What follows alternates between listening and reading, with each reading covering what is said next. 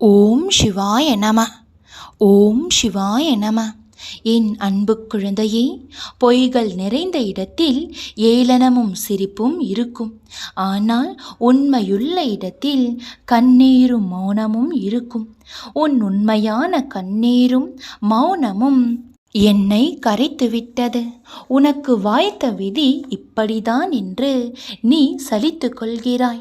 ஆனால் ஒன்றை புரிந்து கொள், விதிக்கும் உன்னை வீழ்த்திவிட எண்ணமில்லை. ஆனால் உன் எண்ணங்களால் உன்னையே நீ வீழ்த்தி கொள்கிறாய். ஆம் செல்லமே, எப்பொழுது என் வாழ்க்கை இப்படியாகிவிட்டது, இனி எனக்கு எதுவும் கிடைக்காது என்று எதிர்மறையான சிந்தனைகளால் உன் மனம் நிரப்பப்பட்டிருக்கிறது. இவ்வாறான உன் எதிர்மறையான சிந்தனைகளே உன் விதியை நிர்ணயிக்கிறது. எந்த சூழ்நிலைகளாக இருந்தாலும் நேர்மறையாக மட்டுமே சிந்திக்க வேண்டும். நேர்மறையான சிந்தனைகளினால் ஆழமான கடும் இருள்கள் நிறைந்த இரவுகளையும் அழகாக்கலாம். உனக்கு ஏற்படும் தோல்விகளை ஆணியாக நினைத்தால் அது உன்னை உறுத்தும். அதை ஏணியாக நினைத்தால் அதுவே உன்னை உயர்த்தும்.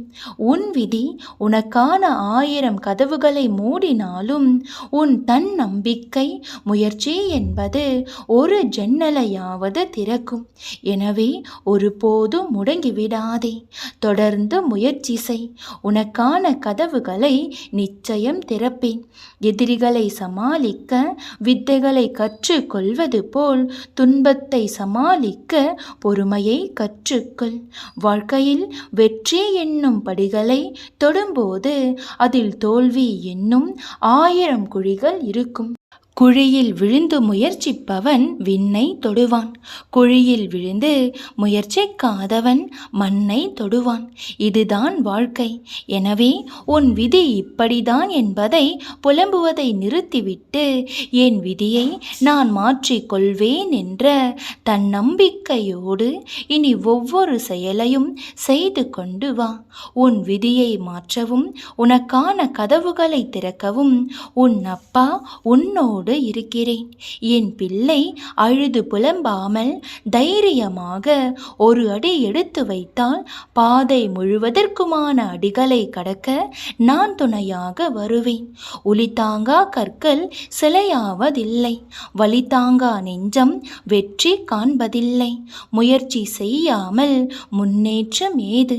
தோல்வி காணாமல் அனுபவம் ஏது? தோல்வியை படிக்கல்லாக்கி உன் வெற்றியை நோக்கி பயணித்து செல்.